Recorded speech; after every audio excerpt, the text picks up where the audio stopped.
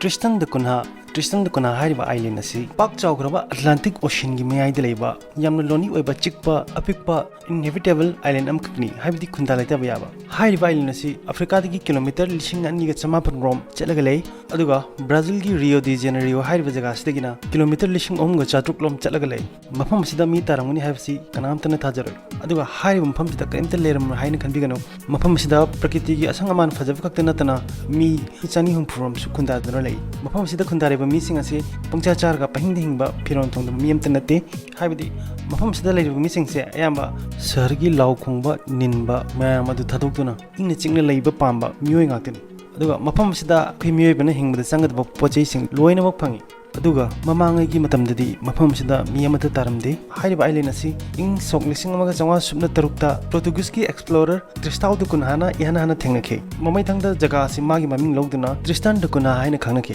adui matungda tapna mafam sida khunda leita ba horki aduga haiba square kilometer chani ga taret pakpa island asi gisu masagi oeba flag lejai aduga masagi sambidan chana kanglu lejai aduga tabda khitang angakpa mana Britain dagi asuk lamna leiba island asi Britain gi territory gi manung chana leiribani mafam asida flight ki service amta leite sumna gi jahaz ta sadok thasin tawbi upai natana wadi si taru matungda kari phawbi bage comment section de comment tawdun haibiyo mathangi video da mung thengrasi